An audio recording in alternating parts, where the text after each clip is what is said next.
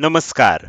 Share market Marathi या YouTube चॅनलवर आपल्या सर्वांचं हार्दिक स्वागत. आजच्या या व्हिडिओमध्ये आपण गुरुवार दिनांक 26 ऑक्टोबर 2023 साठीचं इंडेक्स व स्टॉकचं विश्लेषण करणार आहोत. उद्याचा गुरुवार हा ऑक्टोबर महिन्यातील शेवटचा गुरुवार असल्यामुळे उद्याच निफ्टी आणि बँक निफ्टी सोबतच डेरिव्हेटिव्ह मार्केटमधील सर्व स्टॉकची मंथली एक्सपायरी उद्याच आहे. त्यामुळे आजचा हा video monthly expiry special video असणार आहे. त्यामुळे आपण सर्वांनी हा व्हिडिओ शेवटपर्यंत अजिबात स्किप न करता पूर्ण बघावा. मात्र या व्हिडिओला सुरुवात करण्यापूर्वी आपल्या सर्वांना एक नम्र सूचना आहे, ती म्हणजे या व्हिडिओच्या डिस्क्रिप्शनमध्ये आपण शेअर मार्केट मराठीच्या व्हॉट्सअप, टेलिग्राम आणि फेसबुक ग्रुपच्या लिंक दिलेल्या आहेत. तुम्ही ते ग्रुप जॉईन करू शकता. त्याचसोबत आपण तिथे शेअर मार्केट मराठीच्या वेबसाईटची लिंक सुद्धा उपलब्ध करून दिलेली आहे. आपण आपल्या वेबसाईटला अवश्य भेट द्या.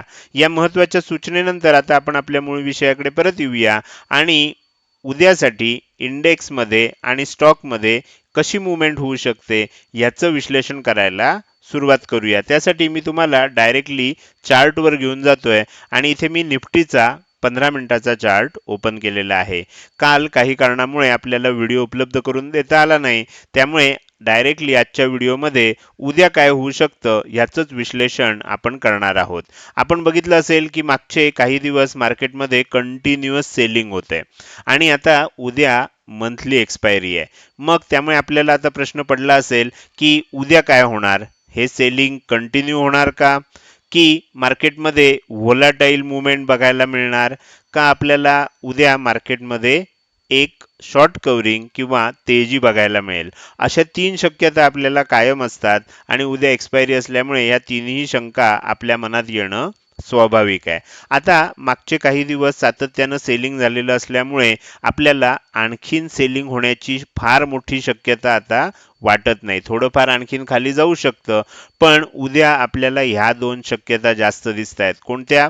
एक तर व्होलाटाईल होण्याची शक्यता आणि दुसरं म्हणजे मार्केटमध्ये एक शॉर्ट कव्हरिंग येण्याची शक्यता. मात्र आपण काय करणार आहे, ह्या तिन्ही शक्यतांचा विचार करणार आहे. आपण आता आजच्या व्हिडिओला सुरुवात करूया आणि मी इथे निफ्टीचा जो चार्ट ओपन केलाय याच्यामध्ये जर तुम्ही बघितलं तर वरच्या बाजूला इम्पॉर्टंट लेवल म्हणून आपण ही लेवल दाखवलेली आहे. ही लेवल जी आहे ही आहे 19,177 ची. आपण 19,175 ची लेवल आहे असं समजणार आहे. खालच्या बाजूची लेवल इम्पॉर्टंट लेवल म्हणून आपण कोणती दाखवली आहे? 19,074 ची. म्हणजे खालच्या बाजूची लेवल आहे ही 19,075 ची आहे, वरच्या बाजूची 19,175 ची आहे. आपल्या लक्षात येईल 100 पेक्षा थोडं जास्त डिफरन्स या दोघांमध्ये आहे. त्यामुळे आपण इथे एक सेंटर लाईन सुद्धा काढलेली आहे आणि ही 19,125 ची सेंटर लाईन आहे. आता उद्या काय होऊ शकतं? उद्यासाठी आपण बघायला गेलो तर ह्या सेंटर लाईनला फारसं महत्त्व नाही आहे. आपल्याला मार्केट जर ह्या पूर्ण एरियामध्ये ओपन झालं म्हणजे 19,075 च्या वर आणि 19,175 च्या खाली, तर आपल्याला कोणत्या दिशेनं ब्रेकआउट येतो हे बघणं इंटरेस्टिंग असणार आहे. समजा आपण असं समजूया की फ्लॅट ओपन झालं, अगदी 19,125 च्या आसपासच मार्केट निफ्टीमध्ये ओपन झालं, तर काय होईल? आपल्याला बघायला लागेल की खालच्या बाजूनं ब्रेकडाऊन येते का, 19,075 ची लेवल खालच्या बाजूनं तुटतेय का. जर ती लेवल खालच्या बाजूनं तुटली तर मग आपल्याला काय होऊ शकतं? थोडंसं सेलिंग आणखीन कंटिन्यू होऊ शकतं. एक 100-150 पॉईंटचं सेलिंग आपल्याला बघायला मिळू शकतं. ह्याचं कारण असं आहे की खाली आपल्याला दिसतंय की 19,000 ही एक आपल्याला राऊंड फिगर दिसते. काय होऊ शकतं अशा वेळेला? जर इथे कुठेही ओपन झालं आणि खाली जात असेल तर एक सेलिंग म्हणजे चालू असणारा जो ट्रेंड आहे थोडंसं वर गेलंय आणि उद्या पुन्हा कंटिन्यू करू शकतो सकाळच्या सत्रात. आणि ही 19,000 ची लेवल सुद्धा आपल्याला थोड्या वेळासाठी ब्रेक झालेली बघायला मिळू शकते. याचं कारण काय आहे? मागचे 2-3 दिवस ज्यांना सेलिंग करता आलं नाही, ज्यांना असं वाटतंय की आपल्याला एवढं मोठं ट्रेंड चुकलेलं आहे, आपली ट्रेन चुकली, तर ते आता काय करणार? धावत्या ट्रेनमध्ये चढायला बघणार. 19,000 ब्रेक होतोय म्हटल्यावर ते पुट बाय करायला बघणार. पण त्यांच्या ही गोष्ट लक्षात येणार नाही की हे सेलिंग फार वरपासून चालू झालेलं आहे आणि ज्यांनी खूप वरनं सेलिंग केलेलं आहे त्यांना आता इथे 19,000 च्या जवळपास आल्यानंतर त्यांना त्यांच्या दृष्टीनं खूप मोठं प्रॉफिट आलेलं असणार. त्यामुळे थोडंसं 19,000 ची, आता ही 19,000 ची लेवल आहे, समजा ही थोडंसं खाली ब्रेक होईल आणि अनेक लोकांना इथे पुट बाय करायला उद्युक्त केलं जाईल आणि त्यानंतर मार्केटमध्ये एक रिकव्हरी येऊ शकते, कारण उद्या एक्सपायरी आहे. त्यामुळे आपल्याकडे जर शॉर्टचा ट्रेड असेल, पुट बाय केलेलं असेल, कॉल शॉर्ट सेल केलेला असेल आणि उद्या फ्लॅट ओपन होऊन खाली जायला लागलं, तर मग आपल्याला स्टॉप लॉस स्ट्रिक्टली ट्रेल करावा लागणार आहे. हळूहळू आपण स्टॉप लॉस खाली खाली न्यायचा आहे. ज्या क्षणी मार्केटमधनं एक रिव्हर्सल येईल, आपल्याला पटकन त्याच्यामधनं बाहेर पडायचं आहे. मात्र जर इथे ओपन होऊन खाली जात असेल, तर एकदा 19,000 ची लेवल ब्रेक झाल्यासारखी आपल्याला दिसणार. 19,975 किंवा 950 पर्यंत आपल्याला निफ्टीमध्ये खाली येऊ शकतं आणि मग वर जाऊ शकतं. तर ही गोष्ट आपल्याला लक्षात ठेवायची. म्हणून खाली काढत असताना आपण काय केलंय, खालच्या बाजूनं बघत असताना जर 19,075 ची लेवल ब्रेक झाली, तर 19,025चं पहिलं टार्गेट, 18,975चं दुसरं टार्गेट आणि 18,925चं तिसरं टार्गेट दिलेलं आहे. खूप मोठं सेलिंग मग बघायला मिळणार नाही. हे झालं फ्लॅट ओपन होऊन खाली जात असेल किंवा ह्या एरियात ओपन होऊन खाली जात असेल. जर गॅपडाऊनच ओपन झालं, गॅपडाऊन कुठे ओपन होतंय, 19,000च्या वर होतंय का खाली होतंय, याला महत्व आहे. 19,000च्या वर झालं तरी देखील एक शार्प मुवमेंट खालच्या दिशेनं होणार. अनेकांना ह्याच्यामध्ये नवीन एंट्री करायला दिली जाणार आणि त्यानंतर मग बाउन्स येऊ शकतो. अर्थात आपल्याला काय करायचंय, तरी सुद्धा एक छोटा ट्रेड सकाळच्या सत्रामध्ये आपल्याला मिळू शकतो. शार्प स्टॉप लॉस ट्रेल करत करत आपण हा ट्रेड घेऊ शकतो. इथे काय होईल, इथे खाली आलं, वर गेलं, परत खाली आलं, परत वर जायला लागलं, असा डब्ल्यू पॅटर्न बनला तरच मग बाईंगचा विचार करायचा. अन्यथा मार्केट व्होलाटाईल होऊ शकतं. एकदम पुन्हा वर जाईल, पुन्हा खाली येईल, असं आपल्याला होत राहणार आणि ऑप्शन बाईंगमध्ये आपल्याला प्रॉफिट मिळणार नाही.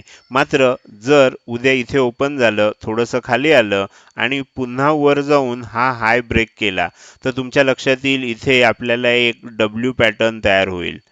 म्हणजे आधी सेलिंग झालं, पुन्हा वर गेलं, पुन्हा खाली आलं आणि पुन्हा वर जाताना जर 19,175च्या वर टिकत असेल, एक 5, 10, 15 मिनिटं टिकलं, तर एक आपल्याला शॉर्ट कव्हरिंग उद्या बघायला मिळू शकते आणि 19,225, 19,275 आणि 19,325 अशी 3 टार्गेट येणाऱ्या काळामध्ये बघायला मिळू शकतात. त्यामुळे वर जात असताना थोडंसं सावधपणानं ट्रेड करावं लागेल. पहिली मोमेंटम जोरात असणार, नंतर आपल्याला हळू झालेलं बघायला मिळणार, कारण शॉर्ट कव्हरिंग केली जाईल. तर त्याच्यामुळे ज्या दिशेनं ब्रेकआउट येईल ते आपल्याला बघणं इंटरेस्टिंग असणार आहे. समजा आता आपण बघितलं गॅपडाऊन झालं तर काय होईल, फ्लॅट झालं तर काय होईल, गॅपअप ओपन झालं तर काय. गॅपअप ओपन झालं तर आपल्याला मग खूपच सावध राहायला लागेल, कारण गॅपअप ओपन झाल्यानंतर पहिली मुवमेंट काय असणार, पहिली मुवमेंट खाली येण्याचा प्रयत्न असणार आणि त्यानंतर मग काय होतं, त्यानंतर इथे एक प्राइस ऍक्शन बनतीये का, बनली तर मग आपण बाय करू शकतो. नाहीतर मग काय होईल, पुन्हा ह्या एरियामध्ये अडकेल, खालच्या बाजूला सपोर्ट घेतला जाईल 19,000च्या आसपास आणि वर मग वरची जे हाय बनेल तो रेझिस्टन्स म्हणून राहील आणि मग मार्केट व्होलाटाईल सुद्धा बनू शकतं. त्यामुळे गॅपअप ओपन झालं तर थोडंसं आपल्याला म्हणजे कन्फ्युजिंग होणार आहे. ह्या एरियामध्ये ओपन झालं किंवा गॅपडाऊन ओपन झालं तर पहिल्यांदा एक शार्प सेलिंग येऊ शकतं, 19,000च्या खाली जाणारं आणि नंतर सांगितलं त्या पद्धतीनं मार्केटमध्ये मुवमेंट होऊ शकते. हे झालं निफ्टीचं अनालिसिस उद्यासाठी. उद्या एक्सपायरी असल्यामुळे हे अनालिसिस आपल्याला महत्त्वाचं असणार आहे. आता आपण पुढे जाऊया आणि बँक निफ्टीचा चार्ट ओपन करूया. बँक निफ्टीमध्ये मी तुम्हाला उद्यासाठीचे इम्पॉर्टंट लेवल ऑलरेडी काढलेले आहेत, त्या तुम्हाला आता दाखवायला सुरुवात करतोय. तर इथे उद्यासाठीचे जे आपले इम्पॉर्टंट लेवल आहेत, वरच्या बाजूची इम्पॉर्टंट लेवल आपल्याला इथे काढलेली आहे, 43,000 ही ती लेवल आहे. खालच्या बाजूची इम्पॉर्टंट लेवल आपण इथे काढलेली आहे आणि ही लेवल कोणती आहे, 42,758 ची. म्हणजे खाली 42,750, वर 43,000, असं आपल्याला 250 पॉईंटचा इम्पॉर्टंट लेवल दिसते आणि हा एरिया दिसतोय. इथे सुद्धा लक्षात घ्या, जर ह्या एरियामध्ये कुठेही ओपन झालं, आपल्याला जोपर्यंत खालच्या दिशेनं ब्रेकआउट येत नाही किंवा वरच्या दिशेनं ब्रेकआउट येत नाही, आपल्याला काहीच करायचं नाही. कारण उद्या एक्सपायरी असल्यामुळे काय होऊ शकतं, साईडवेज सुद्धा बघायला मिळू शकतं. खूप मोठं सेलिंग झाल्यामुळे साईडवेज होताना सुद्धा बघायला मिळू शकतं. जर इथे ओपन झालं आणि खाली येत असेल तर इथे सुद्धा लक्षात ठेवा, एक शार्प सेलिंग बघायला मिळू शकतं आणि साधारणपणे 42,500 ही लेवल जी आहे, ह्या लेवलपर्यंत म्हणजेच 42,450 पर्यंत, म्हणजे ही लेवल सुद्धा तोडलेली दाखवणार आणि मग एक रिकव्हरी आपल्याला बघायला मिळू शकते. आजचा व्हिडिओ जे जे बघतील आणि उद्या जी काही प्राइस ॲक्शन होईल, तुम्हाला लक्षात येईल की ह्या सगळ्या पॉईंटचा तुम्हाला नक्कीच उपयोग होतोय. त्यामुळे जर फ्लॅट ओपन झालं आणि इथून खाली जात असेल तर पहिल्या 15-20 मिनिटात अर्ध्या तासातच आपल्याला 42,500चं टार्गेट येणार, हे आपल्याला लक्षात ठेवायचं आहे. आणि 42,500च्या आसपास निफ्टी बँकमध्ये सुद्धा आपल्याला एकदा सपोर्ट घेतला जाऊ शकतो. एकदा ती लेवल ब्रेक झाली असं दाखवून मग रिकव्हरी आपल्याला बघायला मिळू शकते. जर गॅप डाऊन ओपन झालं तर कुठे होतंय, 650 600च्या आसपास झालं तरी सुद्धा एकदा खालच्या दिशेनं जाणार आणि मग आपल्याला कशा पद्धतीनं वर येतंय. वर येत असताना प्राइस ॲक्शन बनल्याशिवाय शॉर्ट कव्हरिंगमध्ये आपल्याला भाग घ्यायचा नाही. नाहीतर कधी कधी काय होतं, एक शार्प रिकव्हरी येते आणि लगेच पुन्हा आपल्याला खाली आलेली बघायला मिळते. ह्या एवढ्या रिकव्हरीत आपल्याला ट्रेड घेता आला तर ठीक आहे, नाहीतर लगेच आपल्याला खाली आलेलं असल्यामुळे ऑप्शनमध्ये किमती पटापट आपल्याला कमी होताना दिसतात. आता जर समजा इथे ओपन झालं आणि वर जात असेल आणि 43,000च्या वर टिकलं तर लक्षात ठेवा, जी गोष्ट मी आत्ता 42,500च्या बाबतीत सांगतोय की 42,500 एकदा तोडल्यासारखं दाखवतील आणि मग वर नेतील, तीच गोष्ट मग 43,000 साठी होऊ शकते.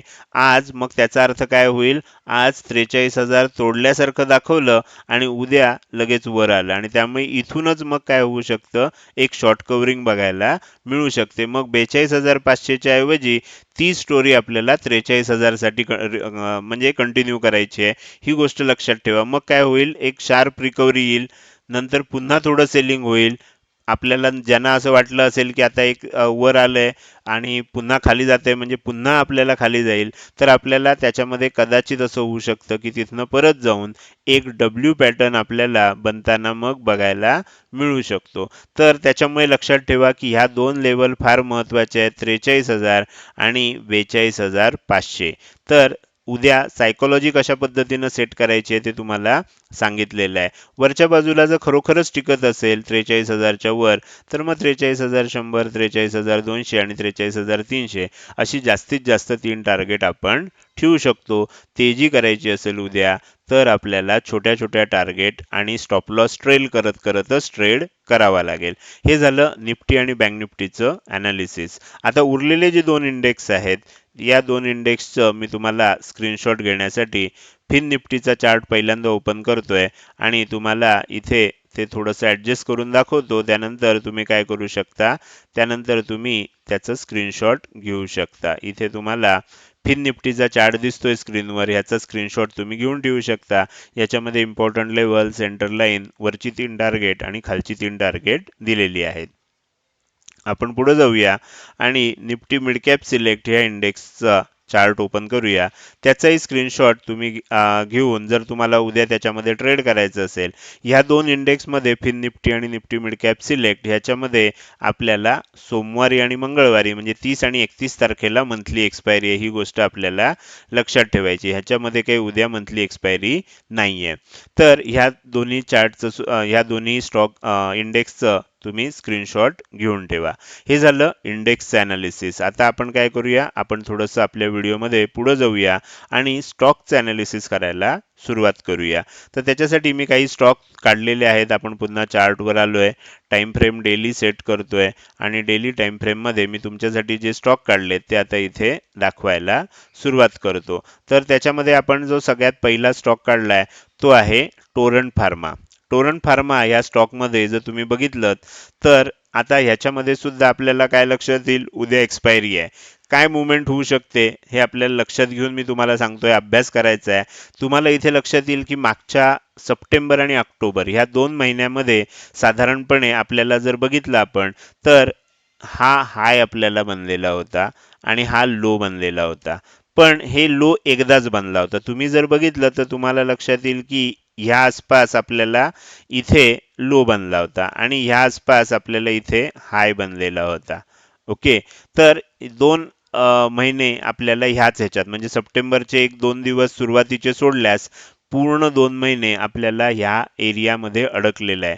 आज जर तुम्ही बघितलं तर आज आपल्याला एकदम व्होलाटाईल मुवमेंट बघायला मिळाली आणि आजच्या दिवसात काय झालं, गॅपअप ओपन झालं, ओपनिंग नंतर सेलिंग आलं, ह्या खालच्या झोन पर्यंत आपल्याला सेलिंग आलं, इथे सपोर्ट घेतला गेला, पुन्हा तेजी झाली, हाय ब्रेक करून आपण म्हणजे ह्या 2 महिन्याचा जो हाय होता तो सुद्धा आपण आज एका वेळेला ब्रेक केला आणि मग खाली येऊन क्लोजिंग दिलं. म्हणजे आपल्याला काय लक्षात येईल, मागच्या अनेक दिवसांचं आज आपण काय केलंय, ह्या कॅन्डलनं इनगल्फ केलेलं आहे. म्हणजे तुम्हाला तर लक्षात येईल की ऑक्टोबर महिना पूर्ण जेवढे दिवस ट्रेड झालंय या एका दिवसामध्ये आपल्याला इनगल्फिंग झालंय. काय होऊ शकतं, उद्या कदाचित वरच्या दिशेनं ब्रेकआउट सुद्धा येऊ शकतो. कारण आज ज्या पद्धतीनं बाईंग झालंय ते बघता उद्या ह्याच्यामध्ये ब्रेकआउट येऊ शकतो. ब्रेकआउट आला तर कुठपर्यंत जाऊ शकतो, साधारणपणे 1980, त्यानंतर बघायला गेलं तर 2010 वगैरे अशी टार्गेट ह्याच्यामध्ये मग येताना बघायला मिळू शकतात. उद्या एक मोठी मुवमेंट वरच्या दिशेनं होऊ शकते, किंवा ती झाली नाही तर एक छोटी मुवमेंट तरी आपल्याला अशी इनसाइड कॅन्डल उद्या बघायला मिळू शकते. आणि त्यानंतर मग येणाऱ्या काळामध्ये त्याच्यामध्ये एक मोठी मुवमेंट वरच्या किंवा खालच्या दिशेनं बघायला मिळेल. त्यामुळे आपण हा स्टॉक उद्या लक्ष ठेवायचं आहे आणि ह्या स्टॉकचा उद्या अभ्यास करायचा आहे की याच्यामध्ये कशा प्रकारे मुवमेंट होते. दुसरा स्टॉक जो आपण घेतलाय तो आहे IGL, Indraprastha gas limited. Indraprastha gas limited मध्ये तुम्ही जर बघितलं तर काय दिसतंय, तर ह्याच्यामध्ये तुम्हाला 1, 2, 3 आणि 4 दिवस मागचे सातत्यानं सेलिंग झाल्यानंतर आज एक पॉज कॅन्डल बनली. आज एक इनसाइड कॅन्डल आपल्याला बघायला मिळाली. ही जी खालच्या बाजूला एक आपल्याला इम्पॉर्टंट लेवल होती साधारण 400च्या आसपास, त्या लेवलला आपण काय केलं होतं, कालच्या सत्रामध्ये ब्रेक केलं होतं. आजच्या सत्रामध्ये काय झालं, एक इनसाइड कॅन्डल बनवली आहे. आता दोन शक्यता आहेत. काय होऊ शकतं, एक म्हणजे इथून वर जाईल तर आपल्याला थोडं थोडं हळूहळू वर जाताना बघायला मिळेल. मात्र जर ह्या 2 दिवसाचा मिळून जो काही लो बनलाय हा लो जर तुटला तर मग आणखीन एक सेलिंग बघायला आपल्याला मिळू शकतं. ह्याच्यामध्ये आता दोन्ही दिशेनं मुवमेंट होण्याची शक्यता निर्माण झाली आहे.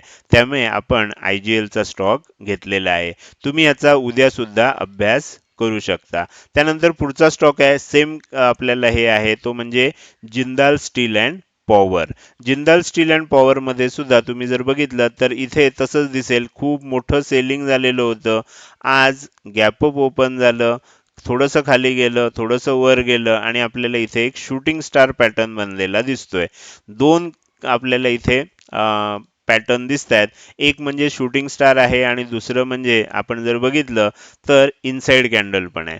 काय होऊ शकतं, जर समजा उद्या आजचा लो तुटला तर आपल्याला एक सेलिंग येऊ शकतं आणि 636 हे आपलं पहिलं टार्गेट असेल, 622 हे दुसरं टार्गेट आणि 612 हे तिसरं टार्गेट असेल. खालच्या दिशेनं याच्यामध्ये एक मोठी मुवमेंट येणाऱ्या दिवसांमध्ये होताना बघायला मिळू शकते. तर हा स्टॉक सुद्धा आपल्याला लक्ष ठेवायचा आहे आणि ह्याचा सुद्धा अभ्यास करायचा आहे. शेवटचा जो स्टॉक आहे त्याच्यामध्ये सुद्धा आपल्याला इनसाइड कॅन्डल बनलेली आहे. मागचे तुम्हाला दिसेल एक 4-5 दिवस असं झालंय की एक सेलिंग आलंय. त्यानंतर आज पहिल्यांदाच असं झालं की आज आपल्याला एक इनसाइड ग्रीन कॅन्डल बनली. आणि ही कॅन्डल कुठे बनली आहे तुम्ही जर बघितलं तर तुम्हाला लक्षात येईल की मेक अँड ब्रेक लेवलला बनलेली आहे. पूर्वी ह्याच ठिकाणी हा स्टॉक मी पूर्वी सुद्धा कव्हर केलेला आहे, Crompton Greaves limited. Crompton Greaves limited मध्ये पूर्वी सुद्धा इथून तेजी आली होती, इथून सपोर्ट घेऊन तेजी आली होती. ह्या लेवलला बघितलं तर इथून तेजी आली होती, इथून तेजी आली होती, किंवा ह्या इथून पुन्हा तेजी आली होती. अनेक वेळा खालच्या बाजूला 280, वरच्या बाजूला 285 ह्या एरिया सपोर्ट एरिया म्हणून अनेक वेळा काम करताना आपल्याला दिसतोय. ह्या वेळेला मोठं सेलिंग आलंय आणि त्याच एरियामध्ये आज आपल्याला ही अशी ग्रीन कॅन्डल इनसाइड कॅन्डल बनलेली दिसली. जर उद्या 280च्या खाली पुन्हा टिकत असेल तर हे सेलिंग आणखीन कंटिन्यू होऊ शकतं. नाहीतर इथून आणखीन एकदा छोटा बाउन्स जसा ह्या पूर्वी आलेला होता तसा बघायला मिळू शकतो. हा झाला चौथा स्टॉक.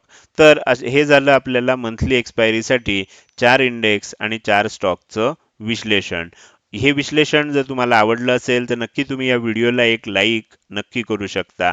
कसा वाटला हे कमेंट सेक्शनमध्ये टाईप करून सांगायला अजिबात विसरू नका. लक्षात ठेवा, तुमची एक लाईक आणि एक चांगली कमेंट ही माझ्यासाठी प्रेरणा असते, त्यामुळे ह्या गोष्टी अवश्य करा.